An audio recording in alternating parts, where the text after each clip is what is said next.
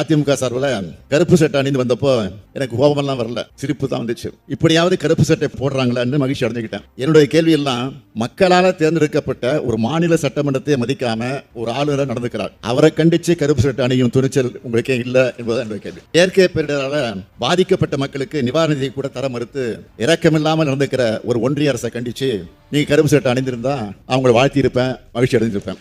தேசிய கல்விக் கொள்கை மூலமா பள்ளி கல்வியையும் கல்லூரி கல்வியையும் சிதைக்க நினைக்கிற பாசிச கல்விக் கொள்கையை கண்டிச்சு கருப்பு சட்டையை நீங்க அணிந்திருந்தா மனதார உங்களை பாராட்டி இருப்பேன். ஆட்சியில் இருந்த காலம் முதல் பாஜகவுக்கு நீங்கள் துணையா நின்று இருக்கீங்க.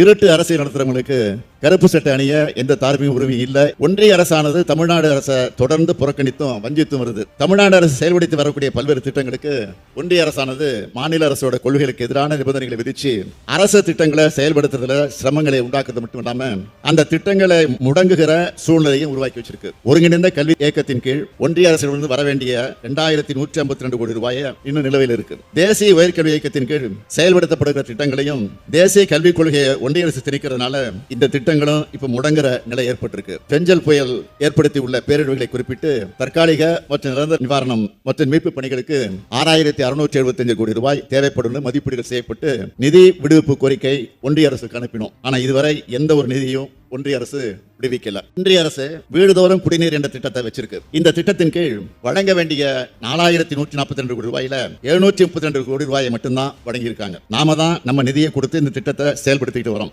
ஒன்றிய அரசின் திட்டமான பிரதமர் நகர்ப்புற வீட்டு வசதி திட்டத்தின் கீழ் தமிழ்நாடு அரசானது ஒரு வீட்டுக்கு 12 முதல் 14 லட்சம் ரூபாய் தன்னோட சொந்த நிதி மூலம் மானியமாக கொடுத்து ஏழ்மை நிலையில் இருக்கக்கூடிய மக்களின் சொந்த வீட்டுக்கான கனவை நிறைவேற்றி இருக்கு. ஒன்றிய அரசு தன்னோட திட்டங்களுக்கு தேவைப்படுகிற நிதியை தமிழ்நாடு அரசு மேல திணிக்கிறதுனால மாநில அரசோட முன்னுரிமை திட்டங்களுக்கு போதிய நிதியளிப்பு இல்லாமலே போகுது.